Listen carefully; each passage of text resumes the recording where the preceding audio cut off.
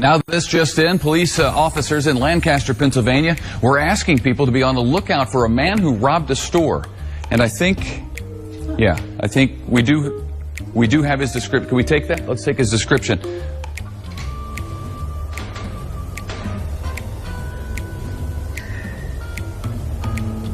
Okay. This is the guy they wanted people in Pennsylvania to be out on the lookout for. He's got a nose and some hair that goes like that, and he was wearing a hat at the time of this particular crime. He's got kind of a chin that comes down to almost a point. The Galaxy Rangers, an intergalactic group of superheroes or vigilantes, depending on how you view them. What makes the Galaxy Rangers a much more interesting group within Honkai Star Rail compared to other groups such as the Nameless, the Stonehearts, the Stellaron Hunters, the Family, and many others, is that they're a voluntary group formed from a wide variety of very unique individuals, usually individuals that follow a stereotypical trope, also have been wronged in their past or have somewhat of a tragic backstory. They travel across the cosmos to uphold justice for the locals, out of the belief that benevolence and justice must be upheld by a personal action. But unlike most of the other groups or factions within Honkai Star Rail that have almost like a borderline unhealthy worship over a eon or ideal, the Galaxy Rangers, although they follow Lawn of the Hunt, really just believe in correcting the injustices of the universe and the cosmos, doing right by good people, vanquishing evil, helping the weak and innocent, because unlike the Xianzhou Alliance, not all followers of the Hunt despise the abundance, but rather this group just admired Lawn's policy of using violence against violence, taking action where no one else will. And because, like I said, most of the Galaxy Rangers have been wronged in their past, they have a strong urge for this, and they will pick fights where weaker individuals or helpless planets won't. Now in this video, I want to go over the Galaxy Rangers that we know of, the ones currently in the game and the ones from the past. But before we go over the different Galaxy Rangers and their stories, who are the Galaxy Rangers exactly, and how did this group form to begin with? And why Dr. Primitive is so important to the Galaxy Rangers as their #1 nemesis. It is unspecified exactly when this group formed officially, seen as that even in present day, they don't really follow a chain of command and aren't super delegated like most other factions. They have the freedom to do what they want, hunt who they want, and usually work alone, although they do have a leader. In the earlier days of the Galaxy Rangers, they went completely under the radar, not famous in the slightest, and to be honest, no one really even knew about them. Just a ragtag group of individuals from many different worlds and backgrounds, with many different personalities and skill sets. A group of people believing that justice can be achieved through individual deeds. According to Aventurine, the Rangers come and go like shadows, and there's almost little to no communication between them. Most in the cosmos wouldn't even consider this an organization at all. But despite it being a very unorthodox group of individuals, Lawn of the Hunt has given them their blessing. Because like I said, not all followers of the Hunt despise and hate the abundance. The Galaxy Rangers don't need a form of shared faith. What brings them together is the bottom line: never bully the weak, and never kill the innocent. The Galaxy Rangers all possess a relic in the form of a bullet that we seen in 2.2 Penacony, when Boothill fired it to summon allies. A relic worthy of only heroes who have served the Galaxy Rangers with honor.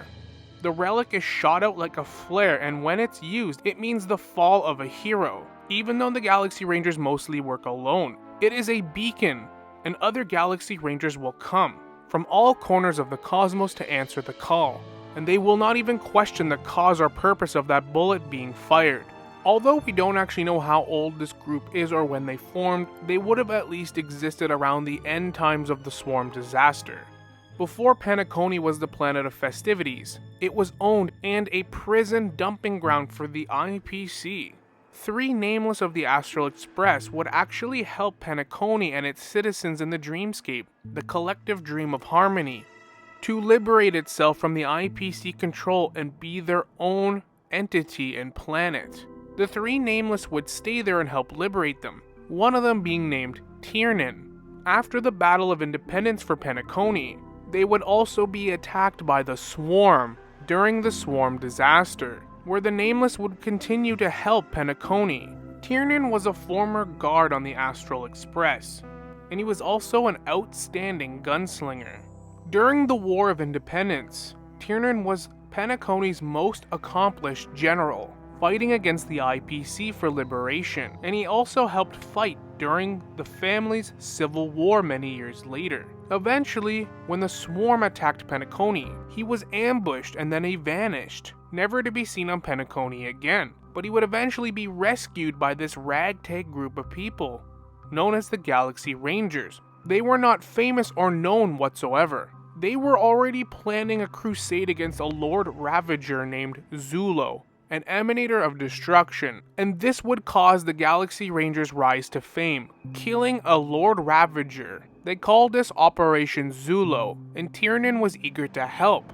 But how they killed this Lord Ravager is quite interesting. Rather than confront it head-on, which would have been futile, they were able to manipulate some of the surviving Swarm in the Asdana star system, making use of their lack of intelligence, herding them towards the Lord Ravager.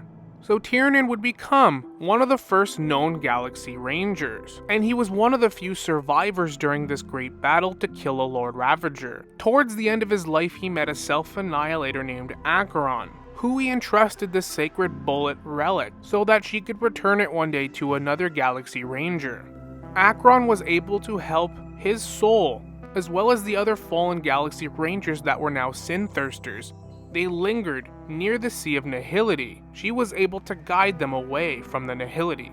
Now that the Galaxy Rangers were famous and more well known throughout the cosmos, their exploits would continue. Many years later, they would sabotage the efforts of Genius Society member 64, Dr. Primitive.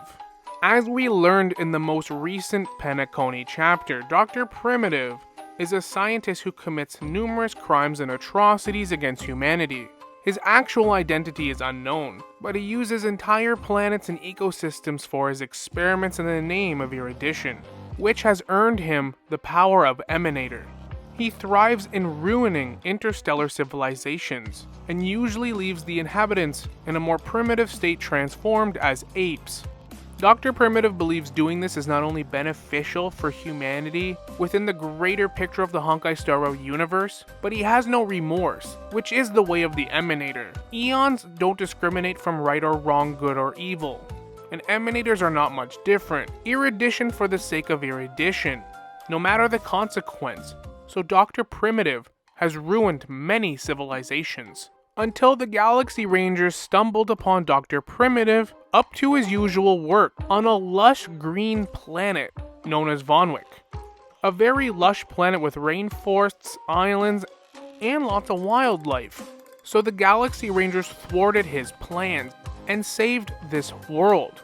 But some suggest that they lost a good number of Rangers during this conflict, which forced them to cut back their efforts due to a lack of manpower. And it has also been stated that Dr. Primitive took revenge on the Galaxy Rangers for this. And although we don't know exactly what happened, it's said that he pushed them into obscurity, and the Galaxy Rangers ever since this incident have been a shell of what they once were. And to this day, the Galaxy Rangers and Dr. Primitive are very closely intertwined, the Rangers never stopping the hunt for Dr. Primitive.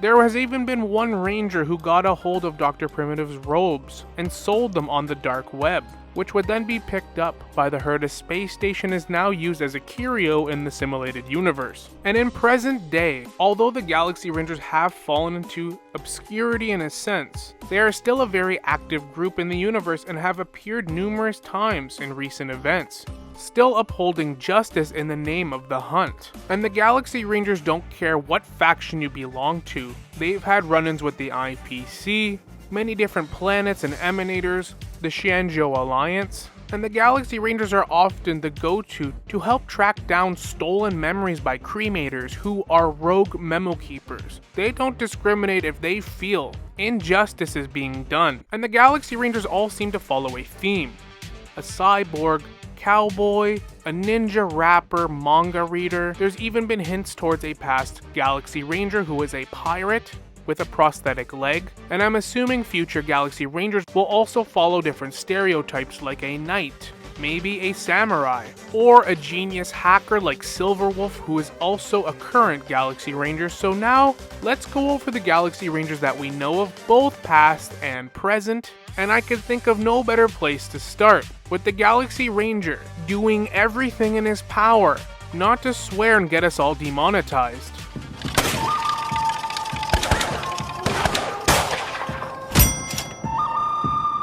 Galaxy Ranger Boothill, who is unapologetic in ruffling feathers, causing violence if necessary, if it's to uphold justice and good.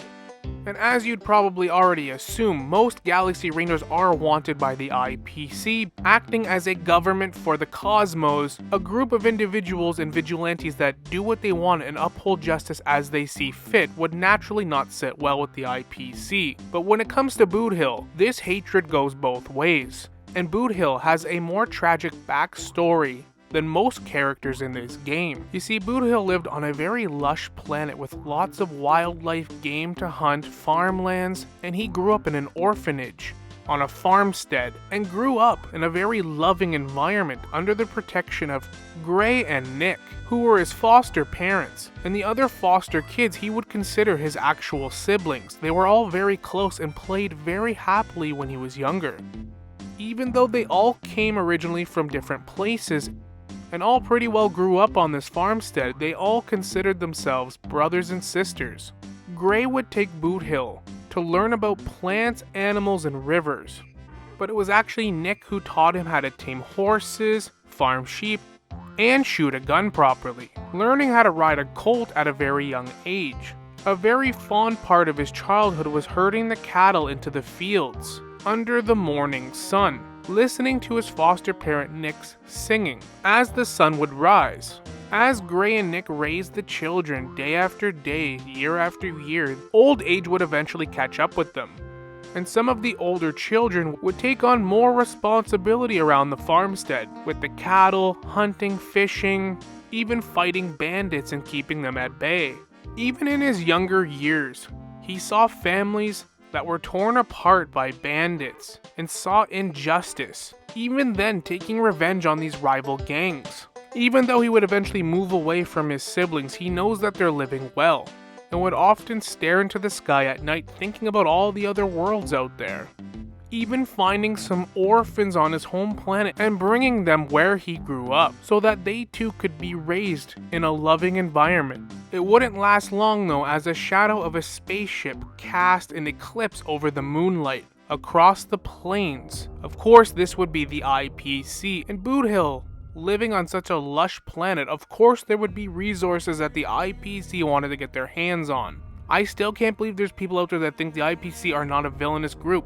Entire squadrons of IPC goons, armed and ready, excavators appearing on the horizon, all of which completely disregarding the protest of the locals. The IPC was just too powerful though, and brushed them aside, giving the locals mere compensation for excavating and enforcing themselves on their planet and in their homeland, even removing some from their homes so they could dig for resources. Some of the locals like Boothill would refer to guerrilla warfare to fight against the IPC, but against such technology and might, the cowboy schemes and marksmanship was primitive and laughable to the IPC.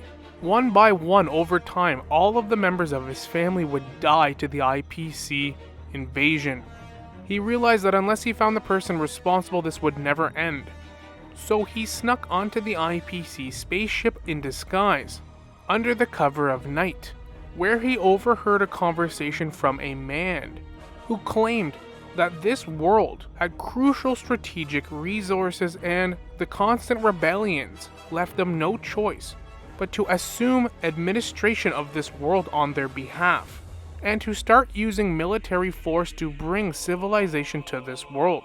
Shortly after, cannon fire rained down from the heavens. By the time Boothill was even able to stumble back to the farm, it had been reduced to ash, along with everyone he ever knew. From this day on, Boothill would swear vengeance on not just the IPC but the marketing development department, even going as far as having 90% of his body into a machine, only keeping 10% of his humanity left, being nearly a complete cyborg at this point, so giving up the majority of his humanity to be 90% machine, with enhanced abilities and teeth like razor blades was a small price to pay to get his revenge, for he had died inside a long time ago, when he had to bury his entire family, and his home planet now property of the IPC. He returned to his home planet many times to try to figure out who ordered this excavation and attack and invasion of his home planet. He would eventually have to infiltrate the Garden of Recollection and try to read some memory bubbles related to that incident, because the Memo Keepers keep records of everyone and everything, even threatening to destroy precious memory bubbles in order to get what he wanted, forcing the Memo Keepers to save the precious memories, allowing him to get the information he needed. They would then kick him out of the Garden of Recollection, but then he finally saw the man responsible as Waldo Schneider, the director of the Marketing Development Department. It is unknown exactly when Boothill joined the Galaxy Rangers, but he has made it his life's mission to make the IPC miserable, resist their movement against any type of planet or resource, trying to disrupt their dominance, allying himself with those who resist this giant mega corporation, seeking to reclaim their independence and rights. For this, he is wanted on multiple counts, but they have been unable to catch him, and he remains as elusive as ever, but always with the end goal to catch and kill as Waldo Schneider. And this is where we meet Boothill in Penacony, where the Constance of Delia, who is most likely a cremator, got in touch with a Memo Keeper, Black Swan, to help get Black Swan in touch with Boothill. His original plan was to track down and kill Acheron, who had been posing as a Galaxy Ranger, which is obviously a big no-no. But it turns out that Acheron was only doing this because she promised Tiernan a long time ago that she would give the Silver Bullock relic back to the Galaxy Rangers, and Penacony needed their help. So this was all a ploy so that she could fulfill her promise and ultimately save Penacony from Order, Sunday, and Enna's dream. In present day, Boothill is still working on tracking down Oswaldo Schneider. He took a bit of a detour in 2.6 to help Rappa, who he owed a favor to, but in the end that is his ultimate goal. The name Boothill is even a cemetery for old gunslingers who have perished. We don't actually know his real name, but it's pretty tragic to think he lost everyone and everything he cares about, and was willing to change his body into 90% machine in order to give himself a better chance at accomplishing his mission. But as we learned in Penacony 2.6, even before his enhancements and the tragedies that would befall him, he still had that intense sense of justice, as even his younger kid self was able to see right through Prof. Nana's shenanigans and Dr. Primitive's plan. So even at a very young age, Boothill still had that sense of honor, justice, and doing the right thing, easily being able to tell the difference between evil and good. Moving on now to Rappa.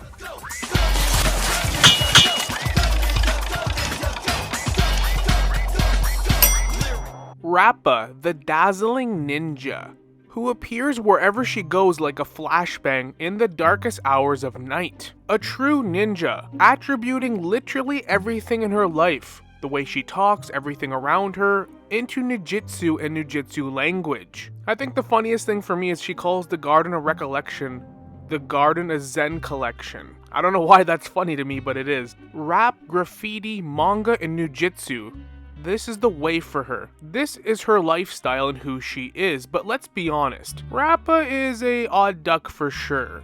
She can even be borderline annoying. But once you actually take the time to learn her backstory, not only is her backstory insanely tragic, but you learn why she holds on to this identity so much, being nothing but a lab experiment and expendable to Dr. Primitive and his lackeys. This is all she had to hold on to in the only form of her own identity, being a literal test subject. And although she might have taken an unorthodox way to become a ninja, she really does uphold justice and righteousness, relentlessly pursuing villains, especially the evil ninja Asaru, in the name of the Galaxy Rangers. What makes her backstory even more tragic was that she was naive to a lot of things in her surroundings. In her mind, she was a ninja growing up on a ninja planet with a master named Kucha, but what we learned was that she was not an actual ninja or on a ninja planet, but she was simply an experiment by the followers of Dr. Primitive in one of his laboratories. Now I know we already touched on Dr. Primitive, but he is the main antagonist and villain to the Galaxy Rangers, and this plays a big part into Rappa's upbringing. He believes that human beings are very stale and unable to evolve, which is why they'll eventually go extinct. So he created this virus that can regress human beings in their past form or ape or monkey-like evolution, evolving backwards to hopefully unlock their evolutionary potential. But obviously the humans he does this to regress and lose all memory and sense of who they were before, essentially taking away their identity, humanity, and everything that made them who they are. Very cruel. Dr. Primitive has thousands of followers and scientists who follow his ideals in experimentation. Now, Rappa at first glance isn't anything special. She was an experimental subject named AKA-3. But what separated Rappa from the others is that she was extremely tolerant to the experiments and the virus, being able to resist it, even gaining superhuman enhancements like abilities, strength, awareness, critical thinking, and being able to withstand extreme pain. But because she was taken at such a young age, she never saw herself in a hostile environment, which makes it so much more sad. Kucha, who ran the bulk of the experiments on her, grew attached to her and felt really bad. She was in nature just a good-hearted girl, innocent to her surroundings. So he would allow her to read his manga collection, which most of them were about ninjas fighting against evil. But because Rappa never really had a sense of reality or identity, she took all of this manga quite literally and adopted that identity for herself in every facet of her life. To say it was an obsession to her is an understatement. But given the circumstance, it's easy to understand why. Holding on to even the littlest bit of self and identity, something you can gravitate to, ninjas vanquishing evil. Rappa then started to think that the experiments they were doing on her, even as inhumane as they were, was a form of ninja training. In a sad way, I guess, being naive to all of this and just thinking of it like training probably helped her get through it all over the years, because this would actually go on until she was a young adult. Dr. Primitive uses this mimetic virus to corrupt humans, like we saw in Penacony with the Slumber monkeys, regressing them into apes. But Rappa can resist this virus. She's infected by it, but she's able to use it as a weapon if the virus is ever used against her, which makes her a vital experiment to Dr. Primitive. But they started to notice that Kucha was being too lenient and borderline growing attached to Rappa, like a father-daughter relationship, so they transferred her to another scientist named Umbra, headmistress. But Rappa would not follow her instructions. She was not only supposed to be an enhanced human, but a genius. This ninja manga that she was obsessed with ruined it.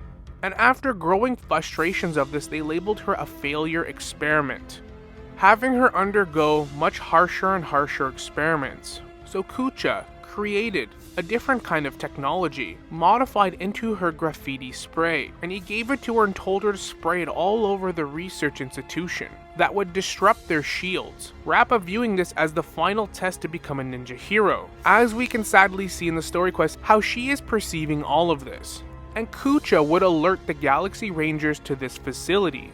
By the time they got there though, Rappa had already killed most of the researchers, and the Galaxy Rangers would take Rappa under their wing, and she would join their ranks, and actually live the life of the manga she was so engrossed in, protecting the innocent, upholding justice in the name of the hunt. She would obviously become less naive to her surroundings, but she would keep the ninja mantra, because this is who she wanted to be.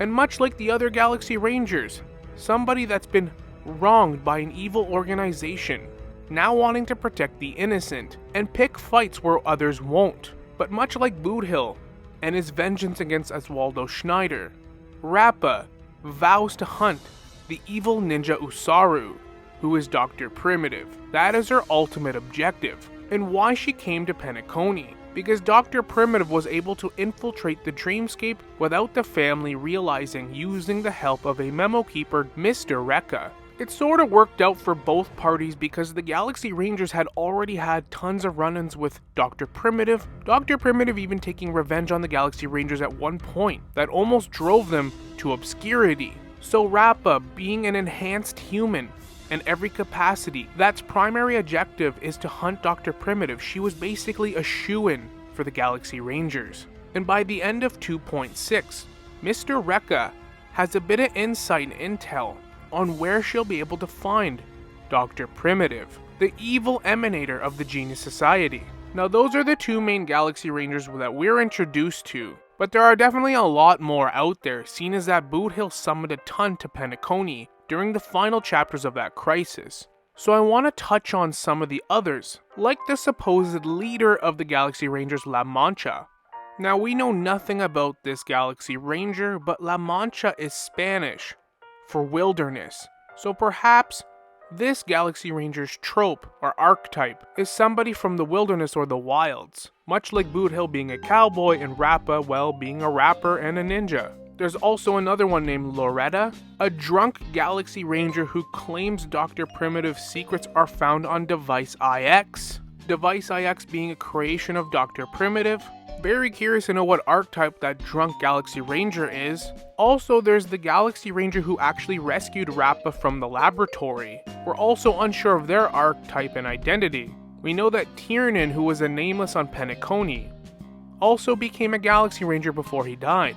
But there's also another former Galaxy Ranger named Stoneblade, who is from the world called Punklord, the same planet that Silverwolf is from. Not as renowned as Silverwolf, but he was a legendary hacker. It's easy to see what archetype he would have fit into, similar to Silverwolf being a gamer hacker of the Galaxy Rangers. But sadly he died at some point. It's said that his entire story was recorded on an Ether cartridge, which is interesting because Silverwolf's entire ability is called Ether Editing, a reality hacking ability, which is an absurd ability to have. But of course the Herta space station got their hands on this, and it is now a curio in the simulated universe. Then there's an Intellitron NPC on Penacony that was also a former Galaxy Ranger. And those are all the Galaxy Rangers that we at least have a little bit information on. Like I said, I'm curious to see all the different archetypes they come up with for this group. I really do think there's going to be a medieval knight archetype with a twist. Gwenephen on the Xianzhou Alliance, I hope I'm not butchering that name, but she says that she has a ton of siblings and one of them prefers to be called Lancelot. Not only would that fit the archetype of a knight, but it's based off a famous knight within stories. Kind of like Boothill being based off Billy the Kid, or Jesse James. As for the Galaxy Rangers as a whole though, they are definitely one of the more interesting groups, and definitely one of the groups in Honkai Star Rail that I can get behind. They don't try to hide the fact that sometimes they have to get their hands dirty in order to protect others. They don't prey on the innocent or weak, and nobody in their right mind is going to pick a fight with the IPC, or different big corporations or factions within Honkai Star Rail. Evil emanators, members of destruction, the Genius Society. Everyone in this game seems so caught up in their mission or the faction they follow, their purpose or what they're doing. But when it comes to the Galaxy Rangers, they are simply just a group of people that have been mistreated and used and wronged in so many ways. And they come together in hopes that they can prevent that same tragedy for anyone else living innocent lives. I can support that. But with that said, I hope you enjoyed the video. I'm excited to get more Galaxy Rangers in the game. Have a good and safe Halloween, and